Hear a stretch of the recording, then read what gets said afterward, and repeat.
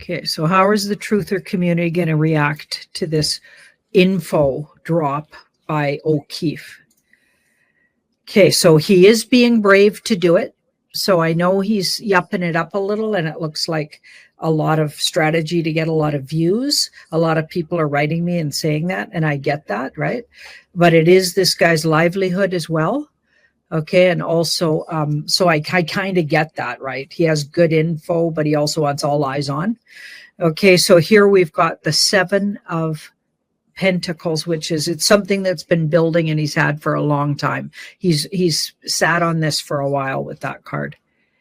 The past, again, that could be like party stuff, party info leading people to that adrenochrome and or party substance, or the way they party on those islands. The way they party is by raping and mutilating children, infants, eating them. There's even a picture off Epstein Island. I don't know if you guys have seen this circulates every once in a while, where you see a bunch of celebrities and who knows who else, right? If you zoomed in on it, you probably see some politicians, and they're all sitting around on barrels, okay? And apparently, and then a piece of wood over the barrel. Like, it's pretty fascinating. You know, it's not very posh looking. It looks like they're down in a dungeon, okay, where they belong, frankly, and they're eating something. And apparently that what they're eating, what they don't finish of what they're eating, goes in the barrels, and it's apparently infants and children and or humans, human flesh. So it's like a ritual, flesh-eating ritual. Anyway, just disgusting, just horrifying. Okay, so if Epstein files really do get out, that's the kind of things I think we'll learn if you really go into them, because you have to do your research once they come out. You can't just, oh, they're out. You got to actually read them, right? So that makes sense to that card being there. So here we've got the Chariot. So it is pretty brave of them to do it. They're using the strategy because they do want, they're doing the whole, we'll put it out today, we'll put it, they're giving everybody time because they want it circulated and all eyes on. It's absolutely bedeviling. Okay, so that's interesting. This is how we're going to feel about it. So the truther community, we're going to feel about it. Okay, so we're bedeviled. So by the time it comes out, we're bedeviled. In other words, we think way more could have. Okay, and we think it didn't go far enough. So that's actually, so it will go to some degree. This is sounding more like normie news to me. Okay, we're going to be bedeviled. So we won't be as excited about it as, in fact, we might even be a bit grumpy about it with that card there, just the way it's aspected. And then we've got the Knight of, so it'll go to some degree, but it's not enough degree for us. We know there's way more to this. We know. And so I feel like we might be less than, like we'll think, yeah, that's great, but it's not nearly far enough. Okay. So that's, wow, that's unfortunate. Okay. Let's look at that other question. Will the normies be, just get it out of the way. I'm pretty sure by the look of that layout, what degree will they be impacted? Will they even see the information? Because what normie even watches O'Keefe, right? He obviously seems like a big conspiracy theorist, right? Okay, let's see. How will it impact the normie community? So we've got the Page of Cups. Surprise. It'll be some surprise. The King of Wands, and the surprise has to do with celebrities, maybe, or a celebrity or somebody, maybe even somebody on the Trump team. And Alex does say that. So there's a surprise info about somebody on the Trump team. That possibly is what that's saying. And the other way you could read that is surprise info about a famous person. Okay, so it may, things about famous people. But you see, the thing about the truther community is we already know that stuff. So we're not going to be that impressed, it looks like. But normies will be surprised at some of the things they hear from that information. Yes, they will. Okay, so we've got the King of Swords. it'll go a long way actually towards making this stuff. It does actually look like it has some clout for the normies, you guys. So they got a reason why they're doing that. This will be shocking to the normies, and over the next few weeks and months, could really get circulated amongst normies and actually start making a difference, compiled with all of the other things that are going on. Don't forget, they're getting psyoped constantly by the good guys, by the way. They're using the techniques of the bad guys, how the bad guys completely brainwashed us. They're actually, the white hats have been using those techniques to get these people to look at the truth instead of the lies.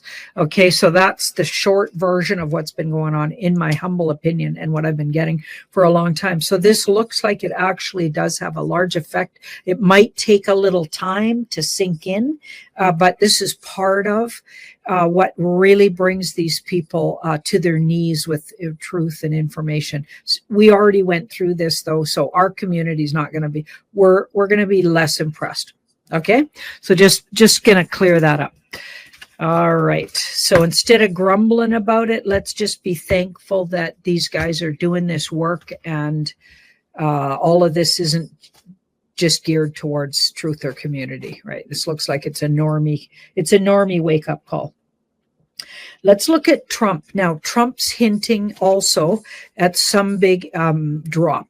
So he's hinting at these some big thing he's going to drop. I believe it's today as well, which is wild, or sometime soon. I thought it was today as well. So all of these drops coming on the 7th, supposedly. So let's keep our eyes on the news for that. So Trump's keeps saying, and he says it won't be about trade. So apparently, and it'll affect the U.S. in a positive way. This is what he's saying. Okay, let's have a look at what does that look like for this community? Is that anything, or is this just politics? Because don't forget, I think Trump plays a lot of politics. Right? For now, he has to. So we've got the 3. Okay, this could be about theft and financial theft, and maybe big degrees of how they're stealing, they being the past governments, okay, stealing. So maybe some Doge uncovering, or some big information on money theft, that feels like somehow, or something that was lost or taken, okay, maybe from the general population, right? So even opportunities lost or taken from Americans, something like that. Now we've got the 7 of Swords here, 7 of Swords, and we'll see a lot of comms in it. We'll see the comms in it. And somehow I feel like it goes hand in hand, or he knows of what's coming out with, he knows what O'Keefe's going to come out with, and somehow these tie in, or even if it's loosely, there's some kind of tie in here. And the fact that Pam Bondi might actually be implicated in some of the intel that O'Keefe comes out with. That was hinted at, and I don't know if that's going to be true, but that fact might make some sense here, where it starts tying in with Trump's intel. Okay, but it's largely comms for people that are aware of the war, and not necessarily directly related to politics, or directly related to, it feels more comm related and more like hidden messages with that strategy card. And we'll probably see a lot of the hidden messages in it. Okay, wow, nothing straightforward yet. Oh my goodness. And don't forget that Pluto just went retrograde. So until it's out of retrograde, I think that movie still sticks around. Like, wow. Okay, so let's see what else we got here. India and Pakistan. Okay, now I know it looks like, okay, there's some big war going on. India and Pakistan has been at it for a long time, apparently. Okay, this is a good clip here if you want to go watch this. It kind of gives sort of some background.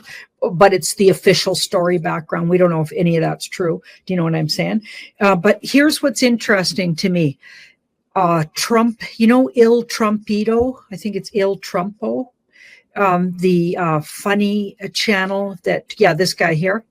Now that, I believe, is put out by the White Hat Alliance. I've looked into it, and it looks like it's official, and Trump approves this, okay? And he makes jokes out of things that likely are part of the movie. And so this little joke they put out is very offensive if there really is a big, huge war brewing in India and Pakistan. If this conflict isn't a big calm of some kind, or really a distraction or something, this would be a very offensive meme, okay? And I'm thinking, because it's on this channel, this Il Donaldo Trumpo. Yeah, I don't say words right. Yes, that's true. If that is if they're putting it up on this as a joke, I got a feeling it's probably a calm or a distraction. So we're not going to play this, because you guys go ahead and watch this. Go to my Telegram, go to my I'm not on Instagram anymore. Go to my Telegram and go to my X. You'll find this, or go to Il Donaldo Trumpo. It's up there on his X. Okay, go to that and go watch it, because it is really funny, okay? But it's offensive because we've got a woman overlapping. So these two are arguing and fighting, okay, with strong accents of Pakistan accent, Indian accent, anyway, and they're having it out, and it's almost humorous, because they seem like big egos just batting away at each other. And meanwhile, the overspeak on it is this serious woman. It sounds like a British accent, and she's talking about the seriousness of the war between these two. Okay, so it's downplaying in the joke. That maybe it's less than we're seeing. Do you know what I mean? Also, when I saw video footage of what was supposed to be big bombs being, they were bombing Pakistan or whatever, it looked like fireworks, honest to goodness. And we've seen this before with the Ukraine war at the very beginning, when it turned out a lot of the footage they were showing that was supposed to be bombing turned into actually coming from a video game, a really famous video game that everyone had seen. So a lot of people called it out, right? So we got to be careful with video footage. And then another thing that was a big clue that maybe things aren't quite what they seem is a lot of people were just standing around watching as if it was theater or entertainment. They didn't look like they were running for their lives or scared. So that was interesting. Okay. And they were trying to say that was some big bombing that was happening between India and Pakistan.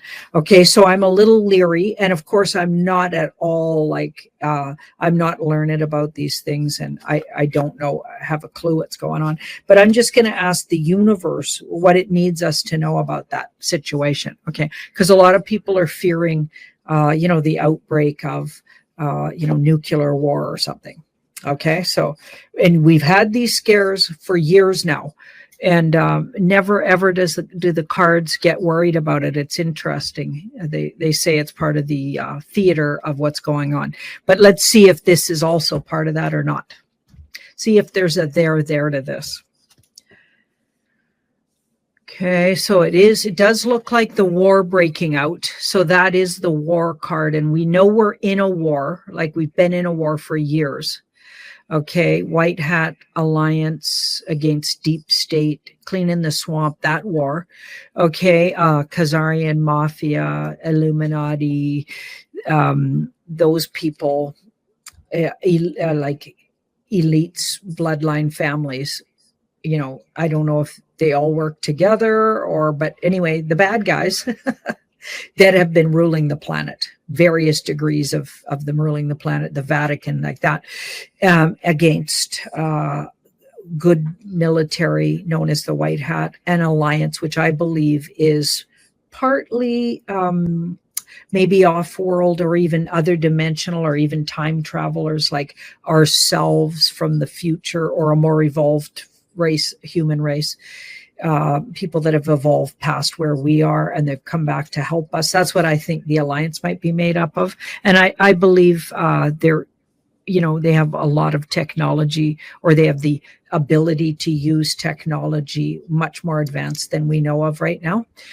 Anyway, so that's certainly, it's part of that. So it doesn't look like just signaling, and it doesn't look like it's just a distraction. It's actually the war breaking out. Okay, the hidden, it's not so hidden anymore, but the yeah, you know what I mean? The spiritual war, the information war. That's the war that it's actually part of, it looks like. And it looks like, yeah, it's coming out, and it can't be contained. Okay, so it can't be contained. It has something to do with freedom in the background of it. So it's people fighting for freedom and other people still trying to enslave them. So I think we've got war spillage, and it's coming out, and they're putting the name Pakistan Indian on it. And it could be partly due to those countries. Okay. But I feel like it's more Khazarian mafia versus white hat military, and maybe they're just fighting in the area. Yeah, so it looks like there's a strategy card here. I feel like they're using and putting names to it, like Pakistan, India, but it's just a cover up for a spillover of white hat versus the bad guys war. So, wow, but it doesn't look fake. It looks like there's some truth, there's truth to it. It may not all be all the footage you see. So just be careful with footage on mainstream media. You know what I'm saying? Yeah. Okay, let's have a look. Now, Pope choosing.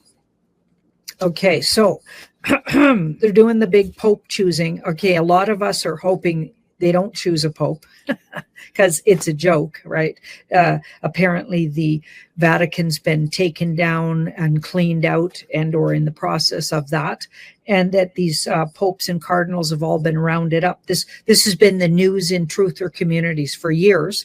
Okay, so if any of that's true, this must be theater. Okay, so we want to know. So there's one Pope that's really being put forward, and this is the part that makes you think this has got to be theater. Okay, this is the big clue. One of the most popular popes, they say, is a totally woke pope who's for transgender popes. Okay, does that even make sense to you? Like, seriously? And is pushing really woke idealism. Okay, in the Catholic Church. It's the exact opposite of the history of the Catholic Church. Like, really? Okay. Yeah. Like, it wasn't that long ago. My mom was brought up to believe she couldn't even use birth control because sex was only for procreation, according to the popes of her day. Okay. And then by the time I came along 64 years ago, she was starting to doubt that was the right way to go. And her advice to us as young women, she had 5 daughters, was, don't listen to that advice. Use birth control if you want, right? That was my mom being really progressive, by the way. Okay, but that wasn't that long ago that popes were touting stuff like that. Of course, we know they're really a demonic bunch. I believe the whole Vatican is secretly run by a whole different bunch under those robes. They're literally could be even demons. Like, I don't trust any of these guys, scumbags. And if you just look at the decadence going on there, it doesn't make any sense, and a lot of it's really demonic when you look up close. But so what I'm asking is, are they actually going to, just for the theater of it, get this woke pope, okay, just to wake people up? Because think about it, wouldn't that wake up a lot of people to have a totally woke pope? Like, seriously? Okay. And by the way, woke's going out the window. Like, most people, even normies I talk to, they don't want to talk about woke stuff, and they shy away from it because it's got such a bad rap lately. Like, White Hat Alliance is doing a great job of taking down woke. Like, yeah, it's unbelievable actually how fast that all got thrown out the window by just regular folks. Yeah. they're coming to their senses, I hope. But let's have a look at, are they going to get this woke pope in? What kind of move are they going to make? It's obviously theater. Okay. The whole thing. Are they even going to get a pope in there? Is something going to happen where they don't even get a pope in? Do they get a pope in and it's a woke pope and it just goes on for a little while? Let's have a look how it goes. Yeah. Yeah. There's the theater card, guys. The whole thing is fake. Okay. Everybody, like, we should be watching it just for the comms. Okay. So if you can stomach stuff like that, watch it for the comms and come and tell us in the community what's going on. Okay. I can't stomach it, so I'm not going to be watching it, but I got a personal vendetta against the Catholic Church for lifetimes. Okay. Not Catholics. Sure. There's a lot of nice ones, and I was brought up by some. Okay. My parents were super big Catholics. Okay. So, and I love those. They're good people. Just, kind of sleeping. You know what I mean? Yeah. And a lot of my family still is. So it's not personal against people that are just good, what they consider themselves Catholics. I'm talking about Catholicism, the organization, the Roman Catholic Church, which is a huge organization, money laundering, child trafficking. That's what I'm talking about, you guys. Not trying to offend just regular good people that call themselves Catholics. Okay. So just so you know where I'm coming from, but I would never call myself any name if the club I was associating with had the kind of history these guys have. So if you are calling yourself a practicing Catholic, you might want to look into the history of Catholicism and what they've done all over the world.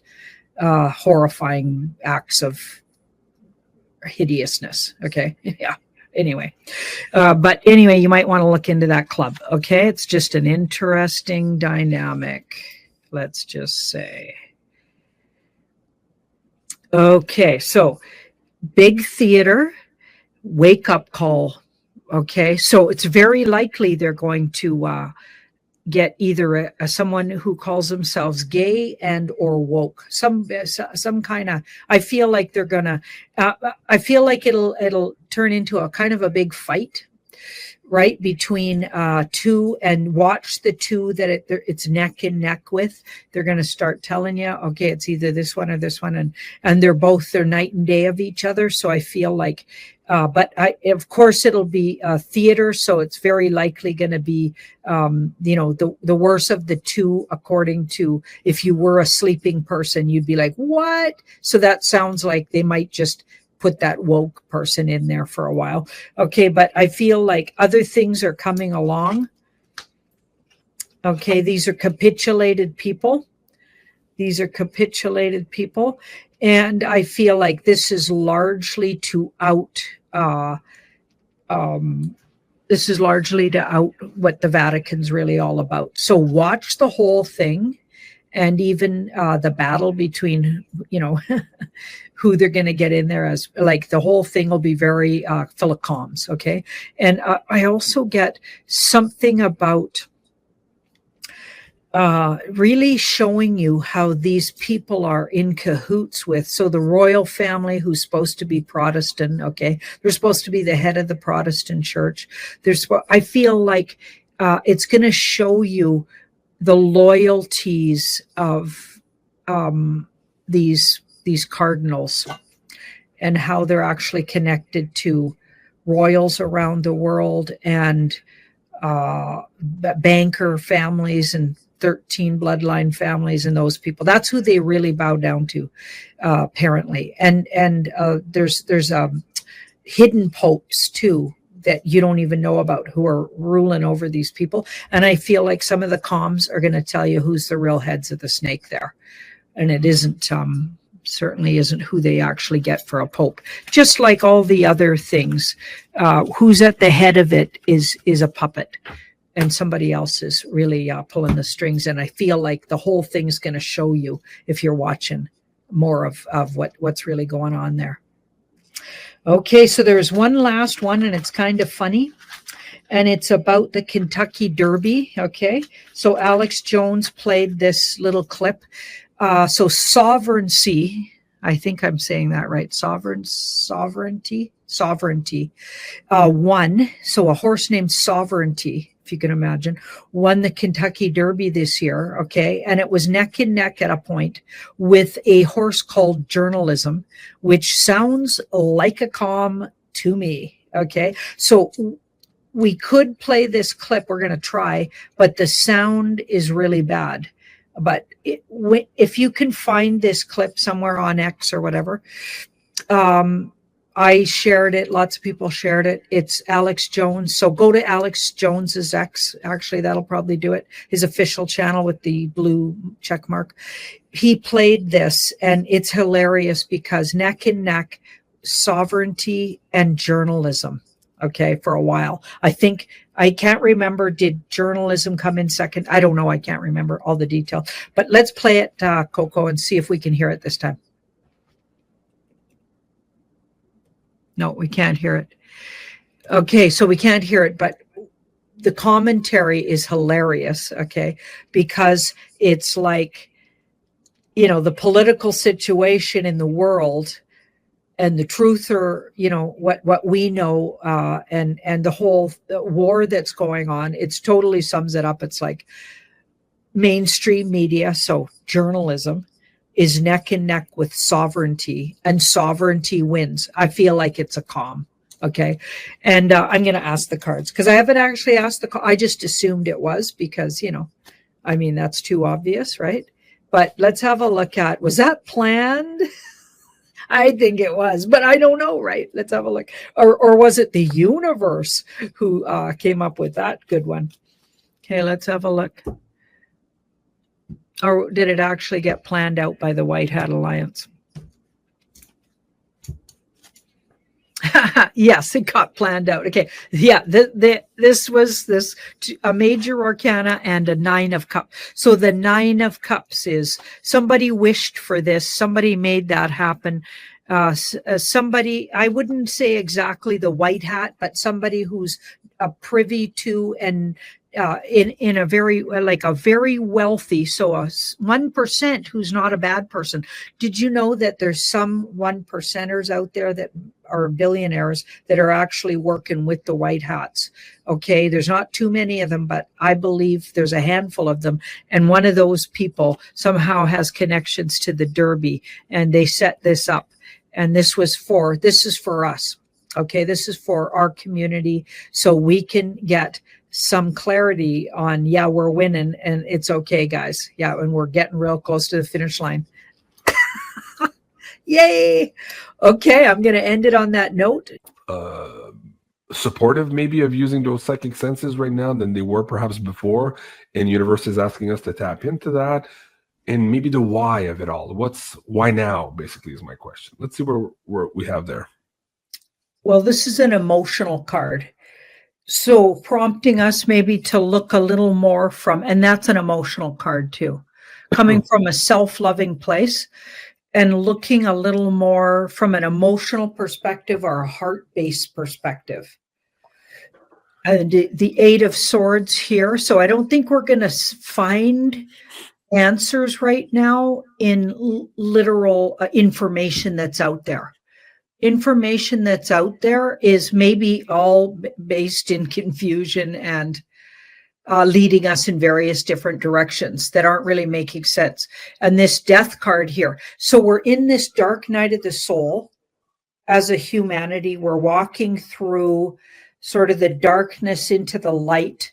So we're evolving, quantum leaping, but in the part we're in now, I think it's really dark just before we see the light at the end of the tunnel. Maybe that's, kind of a visual we could have. We've got the 3 of Wands here. Then we will see the light at the end of the tunnel. Let me just put those a little sideways so we can get them all in. See that 3 of Wands?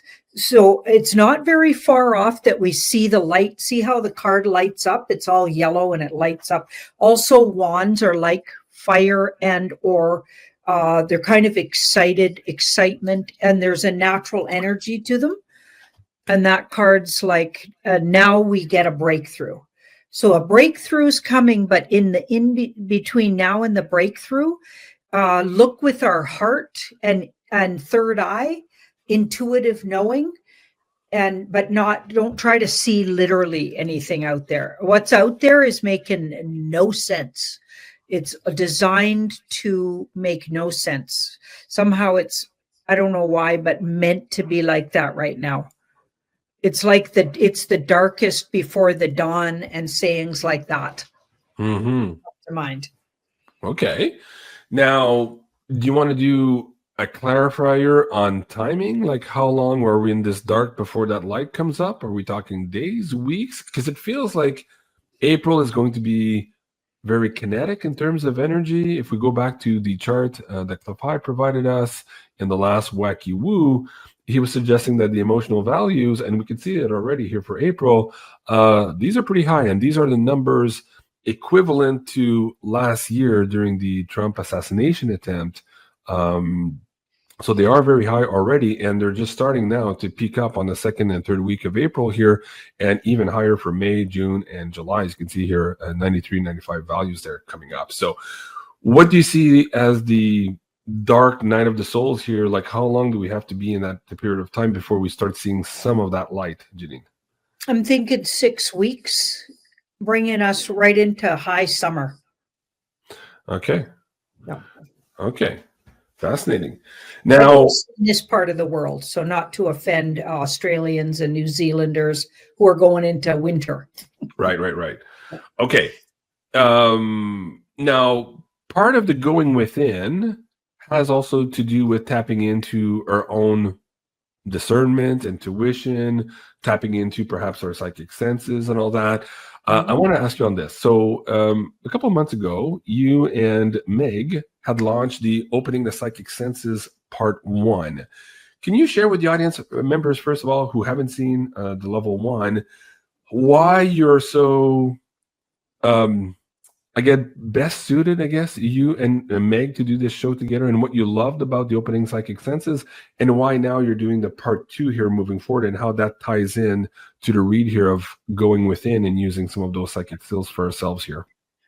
Well, Meg and I, first of all, I think we're a good team. I feel really inspired when I'm with Meg on a show. A lot of people respond well to our energies together. She's bringing all the intuitive astrological knowledge, and I have a little bit of understanding. I'm not completely in the dark astrologically, but nothing to the extent of Meg's knowledge base. And she's definitely learned in the tarot as well as I am, but I feel like I'm bringing the tarot knowledge. So together we combine and make it like a double whammy. And also with all of our kind of witchy experiences, witchy experiences through all the years of both of us, maybe even lifetimes of both of us, really dabbling in, non-traditional ways of understanding in all kinds of ways that we look at the world from different perspectives, and asking the universe for signs. And we had all kinds of ways that you could do that. We just brought lifetimes of knowledge together. Right. To me, it's like, it was a real nice, almost like a fireside chat, some parts of it. We don't really approach workshops, in a real structured way. We're not real structured in our teaching method. And together, when we get together, we get real fireside chatty. Yeah. But a lot comes out. We also shared a lot of personal experiences. And to me, one of the best ways I found teaching, when I taught for years and years, sharing personal experiences really helps people because they can relate. It's relatable, and they bring in their own personal experiences. Yeah. And that's the big thing here too, making it accessible for everyone. So a lot of people say, well, I'm not Janine, I can't read cards, or I'm not this, or I'm not that. Well, actually you are. We all are psychic, and it's just a question of developing it. It's just a muscle like everything else. And I think the fireside chat and you guys sharing all of your personal experiences makes it accessible and understandable to everyone. So guys, if you haven't seen level 1, please do go and check it out on the Academy. It's still available there. And of course here too, now the signups are open for level 2. You still have a couple of weeks. I believe the first live here is going to be on May 2nd or May 3rd, something like that. So you have about 2 weeks, May 4th. Okay, so you have a couple of weeks here to register here before the live session here for level 2. And if you're interested in that, OPEN10 in one word is the coupon code there to save 10%. Okay.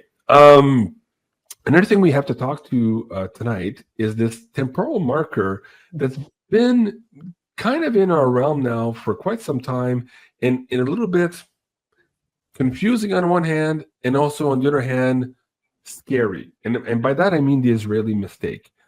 This was the title given in the WebBot data of this event where purportedly Israel would start bombing Iran, and then by mistake, maybe hitting some nuclear facilities, whether it's by mistake or by design, but thus rendering the whole region unlivable for perhaps a couple of decades, right? That was the gist of that particular WebBot data. And when everything started last year in Israel, we thought, oh, we're closer and closer now to that Israeli mistake because we've seen this conflict grow and grow outside of just Hamas. Now, what was interesting just the other day, Janine, Trump now. So let me read this tweet by Nick Sorter.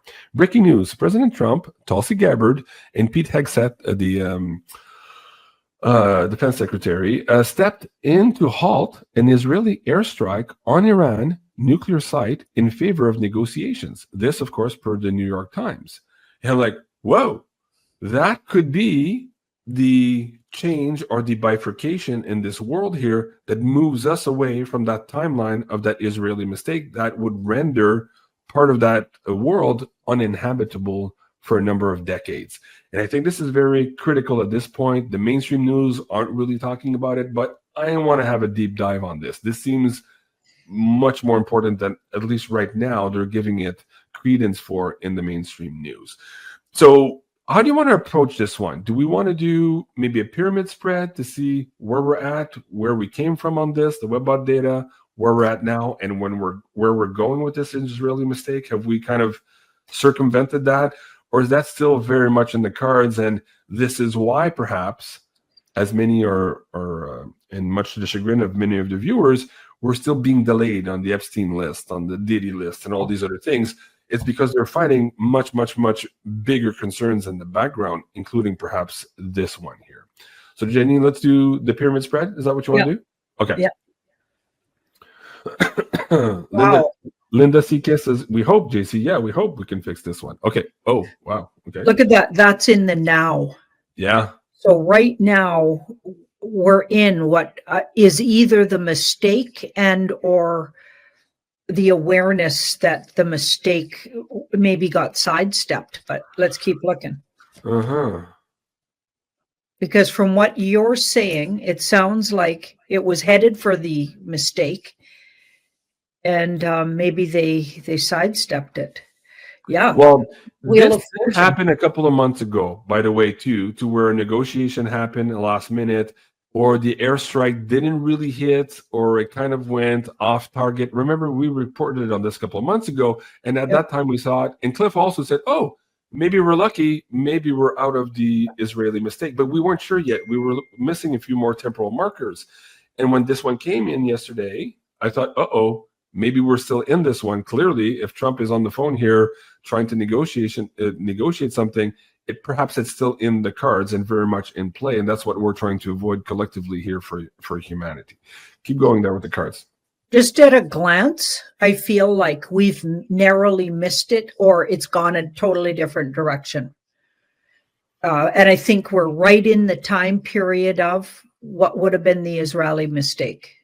Okay, wow. The tower there, yep, and the 4 saying we weren't there yet. Maybe we were just moving up towards it. Maybe it was a practice run. You know how energy does? It can ebb and flow, and then something hits. So this was going to be that mistake. That's what that looks like. And then this card here says carefully moving out in a very careful way. So you're going to see, maybe this is in the near future, lots of steps that look like now they're carefully stepping out of it, almost like stepping out of a minefield. So there could still be a few close calls while that's happening.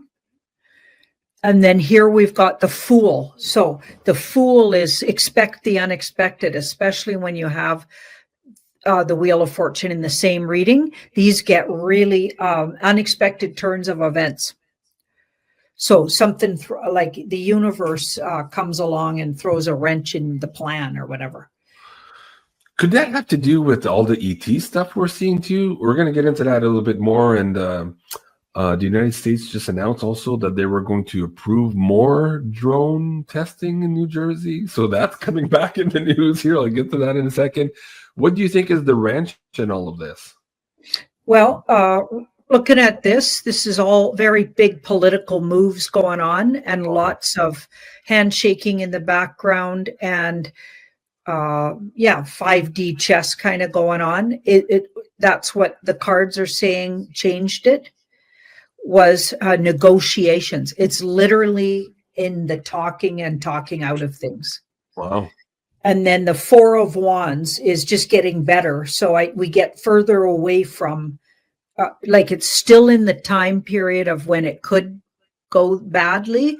But the big picture and the prediction of the cards is that it will not. But we're right in that period. Like, we're sitting right there. Uh-huh. That's in the now. Here's the outcome. It looks like we're going to avoid it. And it was negotiations and just changing tactics, maybe. But I'm not seeing any extraterrestrial cards, but we could ask specifically about that. Okay. Here's two. These are interesting. Two really big heavy hitters below. And this is all around, if you could sum it up in two cards. So these are kind of interesting. The Empress, so it's the world or the natural world, especially when that card is sitting next to another major arcana. It gets like Mother Earth almost. Okay. And then the Judgment card. So I think it's more the energy of Earth and or spirit world. We could call it the universe. The universe and the natural world is the thing that stepped us away from it or decided we're not going there. Huh. Not necessarily extraterrestrials. Bring it down back to the physical world, maybe, and universal energy that's sort of overseeing it. Yeah, that makes sense. Now, when you say the negotiations, the tactics, the politics, the reversal there, the Wheel of Fortune, could this have something to do with why gold is acting like on steroids in the last couple of weeks? We just hit 3,300 or 3,350 per ounce yesterday, a little bit of a pullback today. Does that have anything to do, these politicking here around the financial system? And is that why gold maybe is sniffing this out, and that's why we're seeing all of this action right now, Janine? Well, there's a chance that it's that, but it's also something else. Huh. And the something else is, again, this is about people coming together and working together. So somehow some alliances were made that otherwise weren't in place when Cliff was getting that intel. Uh-huh. And they've now since been forged. So it made a firmer foundation and switched up what was going to happen here. Wow. But what you said could be part of it, could play into it with the Two of Pentacles. Right. So that's not a no card. That's a bit of that. Uh-huh. Somewhat it's affecting that, but it's more directly related to alliances from what I'm getting there. Okay. Like, it's in the cards. You have the Tower card moment in the now, negotiations. We seem to be stepping away from it. Can you give me clarity as to, okay, JC, by May 4th, we're out of it? Or is it July? Or are these negotiations going to be happening now for 2-3 months and we're going to be always close to that Tower card moment? Like, how long do we have to hold our breath here for this Israeli mistake data set to be truly, officially off the books or off the deck here? So this is an earth sign and it gives us a month. So I think by the end of May. And that's an ending card. End of May. Okay. Critical times. That's interesting. Okay. Let's get into some of the UFO stuff. So let me see if I can go back to, we had a news article, one that you saw in Vancouver that day. Cliff High was also looking at this He did a video on it on his Substack. If you haven't seen that, guys, I recommend you go check it out. I think it was Emergence Part 1 and Part 2 were the titles of his last two audio recordings. Now, when you looked into this one, I think it was on the Monday show on pay-per-view, you had that these characters were kind of out of the blue. Nobody really expected them. And this was leaning towards the negative in somewhat of a big way. So it was not just, they're not just here to look, they were more negative. Can we do another poll on this here too to see what's come of it? This was, of course, a couple of days ago. There might have been a planetary reaction to all of that. There might be a standstill. We might be aggravating somebody else now that we don't know about. Where do we sit with these energies or these more negative types here that might have been showing their ugly face here just a couple of days ago, Janine? It was like the war was breaking out. Like, yeah. See that card? Yeah, that was like we got a glimpse of the war again. And this is, we've moved out of troubled water. So if you're asking, or is it still a danger? I don't know if you asked that part in your question, but doesn't look like it. Okay. So there's a stepping back from whatever energies that were negative or deleterious to us a couple of days ago. Yeah. And it even looks like, so whoever that was, let me just do that. They're in league with, so their alliances are to the deep state. So they came in, but they would be maybe not be like they may not be beholden to or part of the deep state government, Khazarian mafia and the because those are just minions. So the higher up, aliens or otherworldlies that those guys are beholden to, they may not be directly those aliens, but they're in cahoots with, or they'd be more friendly to those ones than they are to say. They're certainly not white hat alliance friendly. Okay. And do we see apologies, do we see if you want to do a clarifier, as it's a part of the war effort, some type of situation maybe moving in the next couple of days to where the energies go negative again? Are we completely out of troubled water? Like, what's the tit for tat here coming in the next couple of days here? Because again, I'm going to get into the New Jersey drone stuff. They seem to be priming us for more stuff in our sky. So I'm questioning here, we're not done with this somehow. What do you see? We're not done. We've got the Ace of Swords, so there's going to be something that we hear about that's pointing to it. So watch for it. And this card here it's going to be covered up though, and like there'll be all kinds of confusion around what it really is. But it's literally just another go around here. So it's like they make another turn around, or they do another. They could take another, like, kick at the can here, or whatever they were doing. Okay. Let me play the clip. It's just a 1 minute here. I just want you guys to see. I won't play the audio, but some of the spectacular visuals that came with it. Cliff was using a Grok also to estimate how much energy was being used to produce this level of light. And it was a few megatons of energy, like something astronomical, out of this world. So that's what you're seeing there now too. So fascinating stuff. So, okay, so we're not done with this. There's a recurring part of it. This is just the beginning of the story, as I get it for now. We seem to have stepped away, maybe moved out of troubled water in a sense of bad energy, but we're not done with the storyline. Not done, yeah. So it's still around. It just moved away, and then I get it coming back around. Okay, so let's look at this then, the whole New Jersey thing. So let me see if I can change slide decks. Where this one here. Okay, so the FAA announces more drone tests. Remember, nothing to see here. It was all authorized drone tests. What are you guys talking about? In New Jersey, after mysterious drone sightings alarmed the public in late 2024, officials are releasing more information to prevent undue concerns. Right. they're priming the pump for something else they know is going to be happening in the sky here, and apparently wanting to use the same cover as they did for the New Jersey stuff, saying that, okay, these are all authorized drones, even though many of them exhibited technology, maneuverability, duration of flight characteristics that we haven't seen anywhere in any commercial drone available anywhere. So there's a lot to that story. And just to remind the audience, at that time when you were pulling on it, we had three.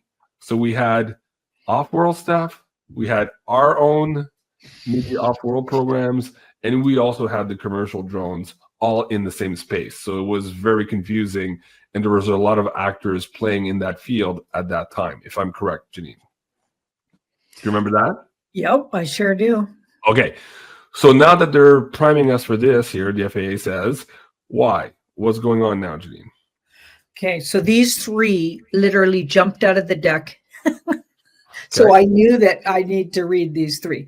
Okay, so 6 is, so this is a victory lap card.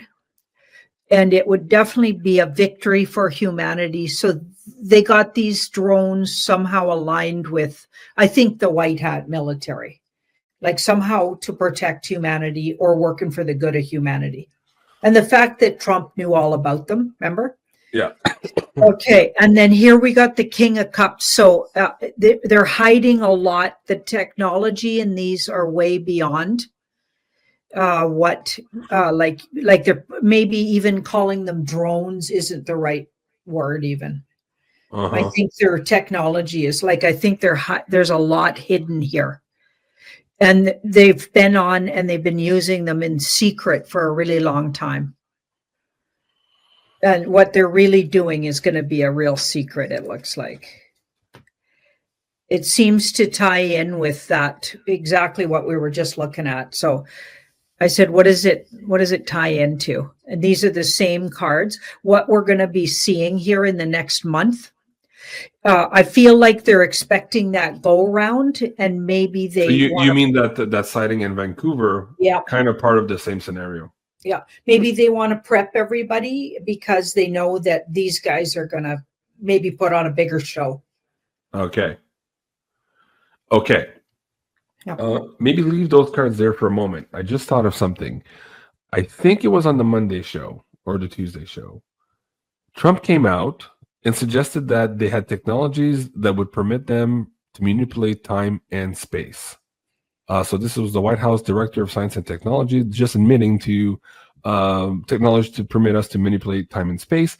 And Trump also said in an interview the week before, I don't know why the context, but he was saying that, the United States have this state-of-the-art weaponry that nobody knows about, that is stronger than anything anybody has ever seen.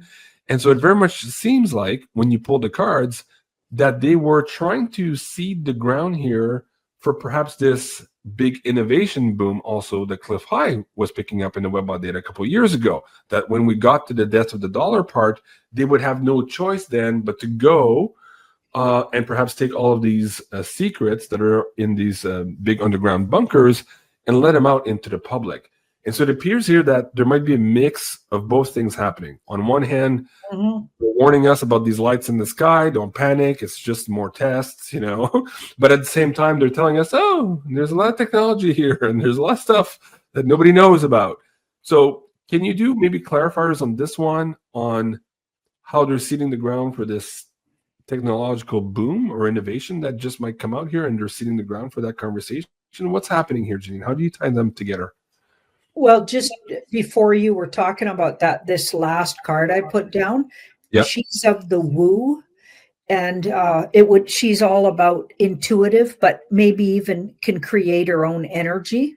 So I feel like the energy that he's talking about is unique, like her sunflower, unique. Innovative, forthright. She's going forward. She's really advanced for her time. So you got to think about why would this card come up around that? Okay, but it's also intuitive. Okay, so it maybe even aligns with our own spiritual selves. To use it, you might have to be spiritually connected and advanced, and or have worked on yourself spiritually. Huh. So what you're saying is there's very much a component for us here too. It's not just lights in the sky. It's not just an innovation boom that, some big industry in the back is going to go capitalize on.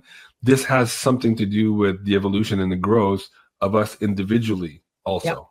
Yeah. Do you want to do clarifiers on that? Like, what does that look like? What we need to know? Like, how do we tap into that?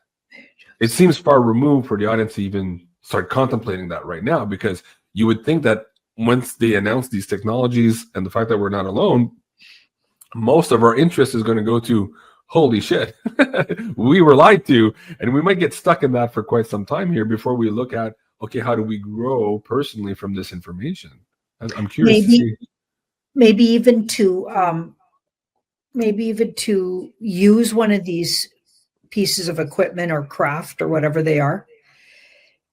You need to be intuitively connected to it, and you need to work spiritually with it. And that's where the advanced technology comes in. It connects with, so you're using your own inner knowing. Uh-huh. Okay. And I when I hear people say they are pilots on these ships, that's usually what they're talking about. They're energetically connected to what they think is or believe is a ship. Well, and they're moving them around with their intuition or mind. Yeah, Pen M 11.1 is saying the same thing. He says maybe the mental discipline needed for the tech that Cliff talked about here with the Elohim training humans on how to operate that technology. So it has that mind to consciousness kind of interface. That's fascinating. But there was a weird part of that to where I think it was only men, in either men who were circumcised or not circumcised. I'm not sure what they had there, but there was a direct link between the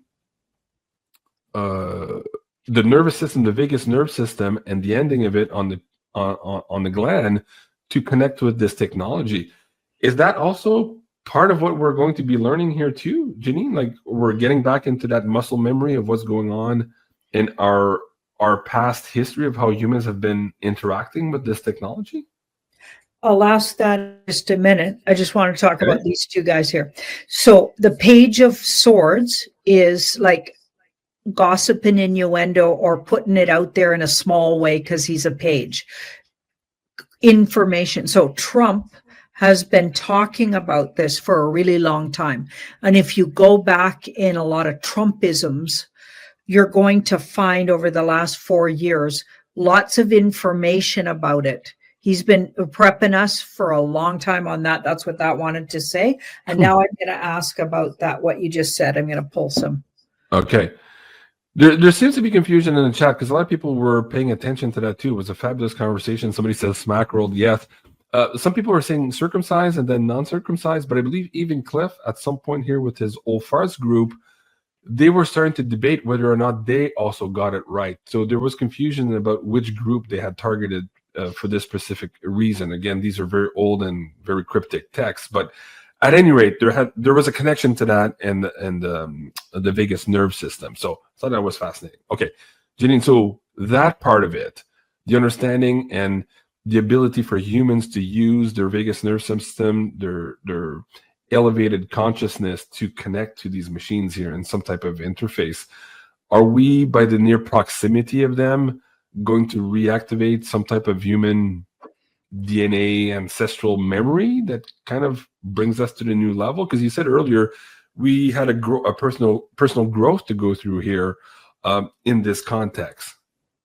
Okay, so as you're talking, I'm looking at, so I do get masculine, so the masculine energy is needed, and with a warrior energy to it, so maybe not the, how they've been clipping the balls, I don't know how else to say it, of men and the masculine. So not, we need some real male energy here. Okay, and interesting, I got a yes on, they need to be circumcised. Okay. I don't know why. Okay, and then the justice card was for the uncircumcised. So I felt like, so this is like whether you like something or not. Okay, it could even be why certain, cultures and peoples circumcise. Okay, but not to say everyone's meant to drive the ships, because they're not. So my cards say circumcised.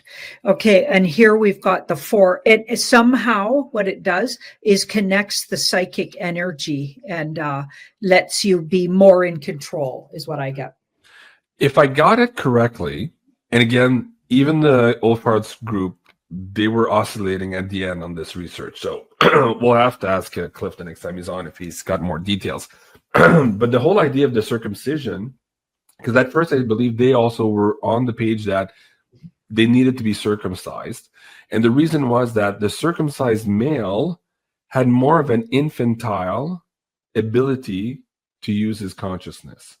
So when they were trained properly to use the machine, they could use it to the extent that the Elohim wanted to use it, but they couldn't use the full potential of the machine, having missing a few of these external data points on their vagus nerve system to maybe use the machine to extricate themselves from the servitude of those Elohims, right? So they didn't want those slaves to run away with the machines basically and run amok. That's why originally I think they thought in the text it was the circumcision part. So that's fascinating that your cards are pulling in on that. Wow, I didn't think we were going to go there tonight, but that's fascinating. Okay. Fascinating topic. And yes, smack roll indeed for the new people who just got here. Like, what are these guys talking about? Okay, but I'll endeavor to ask Cliff about this. If he's in the chat, Cliff, let us know too. Was it finally circumcised, uncircumcised? I don't know. Let's go to Alex Jones here. He says Trump wants to release multiple advanced technologies to the public that would cause incredible innovation. Let's play part of that clip. And I want you to maybe give us a timeline. Maybe we could do a 7-card poll on that too. Like what that looks like for this year. Are they pushing that out early year, mid-year, late year? Is it dependent on the war effort, on the financial front? Like I want a little bit more details, and I think that's what people want. So let me go to a different slide deck and see if I can bring up the audio for this one. We'll play just part of it here. You guys will get the drift here. So let me see this one here. Why is it not coming up? There you go. Okay. This one. Trump is publicly saying we've got these super weapons, which I know they've got. And what I know they've got is over the top insane. And I guarantee you it's way more advanced because I've only gotten certain information confirmed over the years from certain key sources that ran the projects. And some of that off record. So there he was talking about super weapons. That's one thing. Trump did mention that last week in his speech also. But I do want to get to this innovation boom here and have an idea, because for a lot of people, all of these changes that are occurring on the planet, and I think it was Stephen Greer who said something to the effect, or I think it was on the Alex Jones show. He said, we're not going to get to the golden age that Trump is promising if we don't talk about this ET file and the technology that comes within, the free energy, all of these things that we've been holding the planet back now for perhaps 100 years, right? Words to that effect. Greer was saying that on the Alex Jones show. So let's do a pyramid spread on what the current intention is to release these technologies, what that looks like over the year. Are they dependent on perhaps other data points, the financial system, the war efforts? What can we expect from this? Because for a lot of people, that's going to be a clear demarcation that, hey, we have indeed entered sci-fi world and we're never going back to the other world. And so far, we're kind of in this limbo state to where we have this new government. We haven't seen much in terms of justice yet. A lot of people are waiting for that and a little bit disappointed that it's taken too long. And they're wondering if we've been duped. So we need to see something positive here moving forward. And I'm wondering if this tech is one of the ways where the Trump administration now is trying to calm down some of that heat and some of that disappointment that we're seeing more and more now on social media on both sides of the aisle here, with respect at least to the justice part of all things. So Janine, what do you see? Okay, so the tower, that's oddly in the past. I mean, we had so many tower moments in the past. I'm not sure which one that's talking about. Yeah. Certainly this community's towered by weekly with more and more stuff. And especially, 5 years ago, we were towered that our governments would pull that, stuff they were pulling. Okay, so that could just be even the last 5 years. So these huge awarenesses and rabbit holes we've been going down has been towering us.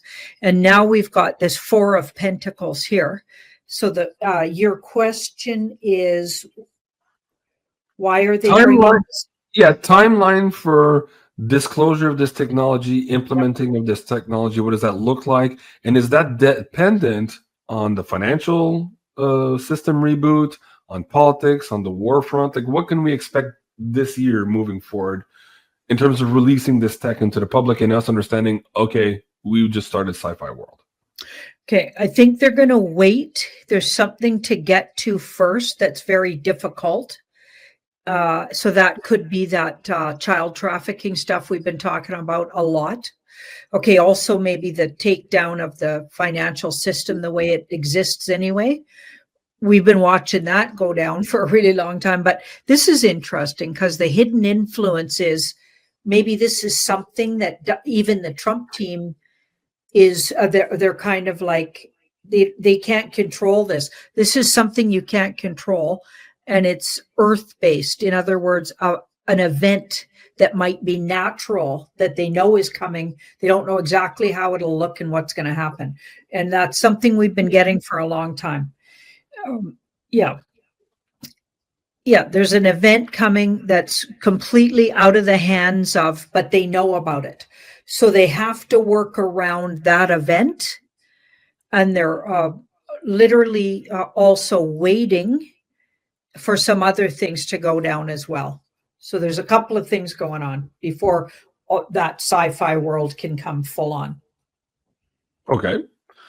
And is there, did I say, anything we can do to accelerate that? Like, are humans involved in the timing here somehow? And do we have to do something to help that move forward? Or is it completely out of our hands? We could take this as advice. These two cards can be advice. So this card here is stand firm in your own convictions. This guy's like, defends his own honor, trusts his own inner knowing, right? So he's like a natural sovereign guy, really. Yeah. Like the good version of a Sagittarian. So when you look up what Sages are supposed to do, they don't go along with doctrines of anybody else's. They discover their own. They figure out how the world works on their own. They don't just take anybody else's word for it. They live completely outside the box. They're not like they don't like rules. They don't like education. They educate themselves like that. That's a good Sages. That's what they're supposed to do. Okay, they're not supposed to get square jobs and just work for the government. And if they do, they better be shaking it up from the inside if you want to be a good Sag. You know what I mean? So that's what, like that card says, be that. So keep doing that. And don't get too hyper focused on every little thing or your emotional process. Try to be detached right now about what's going on. Stay in. Figure stuff out for yourself and stay with your own, like self-loving, and defend your own personal ideas about things. How do you view it? How do you feel right about what's going on? Stay with that. It's not about anybody else's doctrine, or create your own way to see it based in your own instincts, intuition, and research. We're kind of back to square one at the beginning of the show of going back, looking inside, using your own gifts, intuition, discernment, and all that. We're back there again. Okay. Yeah. Makes sense. We're moving into a completely new world outside of the schooling system. Makes sense. These two are interesting here. So we've got the Seven of Swords, which is like try a few different things. This guy tries a lot of ways to spin something. And so could be a spin doctor, especially when he's next to the magician. Okay, so there's a whole bunch of that going on. So we kind of sidestepping that. That's why we have to be here, because there's so much stuff going on. Like even the word tariffs. I don't think literally means tariffs. I don't think it has anything to do with tariffs. Like all of the stuff they're talking about right now are code words for something else. And these two cards sum it all up. It's like it's all just strategies. They're doing like word scrambles. Like they're just. I feel like they're in these last stages of this war, just messing with each other. Everybody knows who already won. And the other guys are just playing out the moves because they still got a few standing, you know what I mean? And then the magician here. So we're still stuck with some theater here, especially in politics. We've been getting a lot of that recently. And yeah, guys, we had the French debate here in Canada yesterday. And the English one is happening now, of course. So we'll get back to that in the next couple of days. But weird things are happening in politics. And in the viewer question earlier today, somebody asked us whether or not Penny Kelly's look-see for April, in which she described a kind of after-election conversation between Trump and Mr. Carney, leading towards an amalgamation of the United States and Canada. And what was your kind of conclusion on that, Janine? Well, it actually looked like, she was right. Yeah. But I don't think like Carney is just playing a part and then something takes him off the stage within 6. I don't know if that's days or weeks, but not too long after. Yeah. Yeah, you had, I think, up to a couple of weeks, because also Cliff High had that Carney was not in any way or officially or in a big way in the news by June or July. So it seems like he had been removed after that for some reason. And you've been picking that up also. So weird stuff happening in Canadian politics, guys. We'll get back to that here once we have more data for you guys. Next up, we have a special guest with us here tonight in the studio in the background. I hope she can hear me. I don't see her camera running. Yes, there she is. Okay, so let me bring that up. Of course, you can find her work here on the Academy with the polyvagal workshops, and you can find her now also on floralinfarm.ca. It's my dear friend, Aline. Aline, welcome back to the show. How are you? I'm good. I'm excited to have you on. Aline. I'm just trying to figure out my screen. Okay, I'm good. Yes. Okay. Ready to go. Very good. Aline, first of all, thank you for being on tonight. I'm excited to share with the audience members this new product launch of yours here. We'll get to that in just a moment. But I wanted to, I guess, express my sincere respect for the transition that you've just gone through over the last number of years. And so for those who've been following our show, they know that you, like many others here watching the show, didn't do too well during COVID, lost their careers, were taking a personal stance against it, and had to completely reboot their lives after that. You are one example of that. Of course, people have been following you now, doing the polyvagal workshop on the Academy. And this is also another passion of yours that was born out of that transition period of difficulty, shall we say, and you're trying to find a way for you to connect with Mother Earth, to connect with your creativity side. And I wanted you to share some of that experience with the audience members. It was difficult at first, of course. The morning of your past career, Sarah was in the same position here. We've had shows and we've discussed this. A lot of people in our chat completely understand where you're coming from, but explain to them when you started seeing the light, maybe, where you started seeing this transition that was kind of forced upon a lot of us here as really a cool thing and as a good thing for your own personal growth. And that demarcation and that pinpoint of time is not always to see, but I'm curious now, looking in retrospect, if you see that and how you can share that with the audience members who perhaps are going through that exact transition period right now in their own lives. Aline. Wow, there's a lot to unpack. Yes, well, in 2021, I reached a crossroad in my life, and I had to make a decision, and I did. And then I lost my job.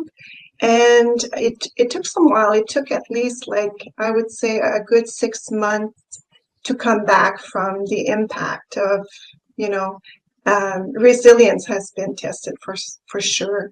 And I've started to go back into I started a new practice, so a private practice. And I did continue to help people treat and support them through depression, anxiety disorders, and trauma.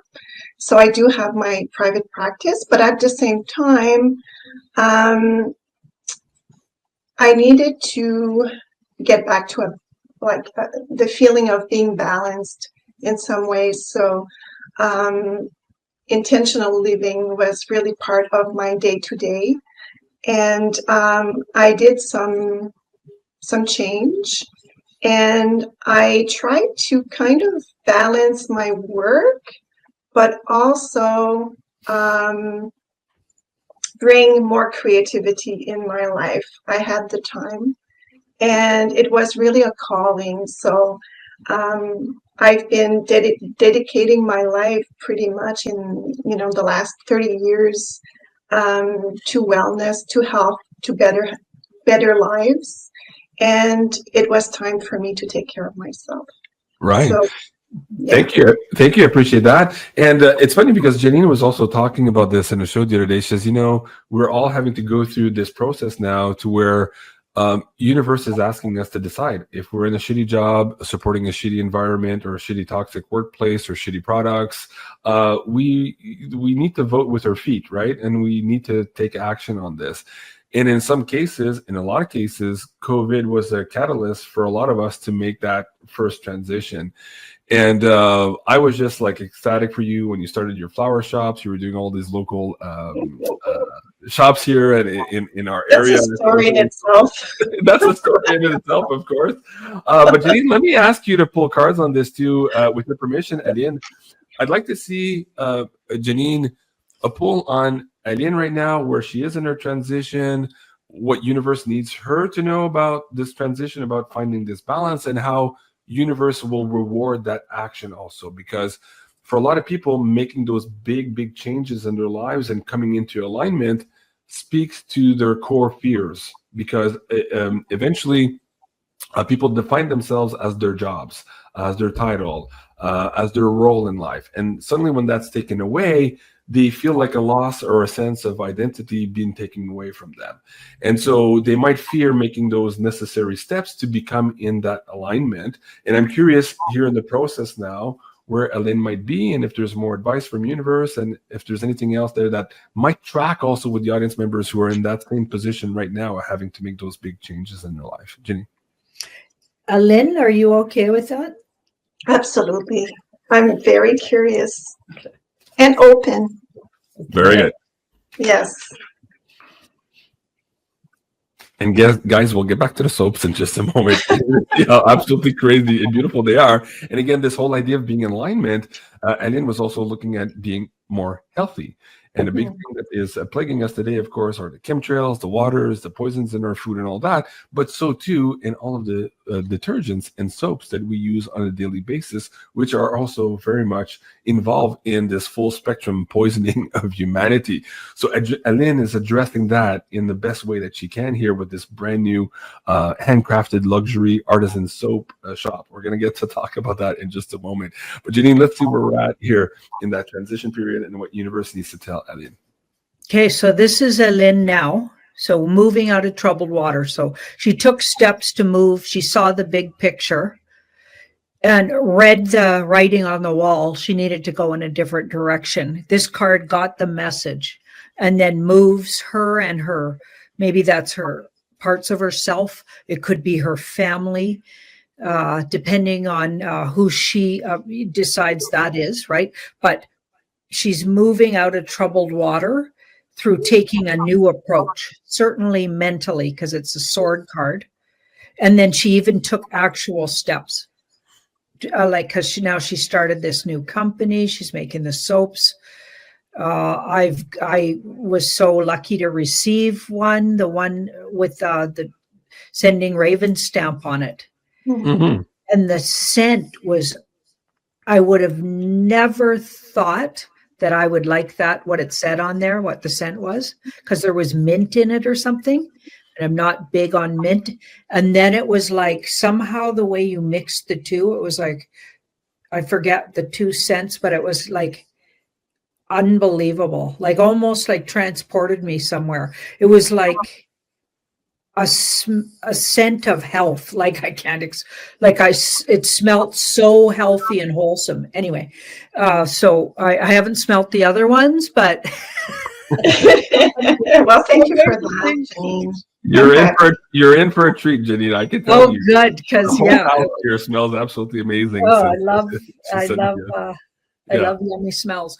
Okay, so here we've got the 5. Now, are there some people still doubting? Like, do you have family members that think you're crazy, or do you have people a little fearful, even in your household? Teenage kids that are a little worried about what you're doing, or sisters, siblings, brothers? Anybody? Friends? Not that I know of, but it wouldn't surprise me. It wouldn't surprise me at all. Yeah. Yeah, there's Because people looking and a little bit like, almost the other way I could read that is a little envy then. oh, okay. Yes, that's a possibility. Yeah. Envy. Okay, the other way you could read that. If you look at this guy, he's a little envious because he didn't do it the same way you did. And you walked away and did this.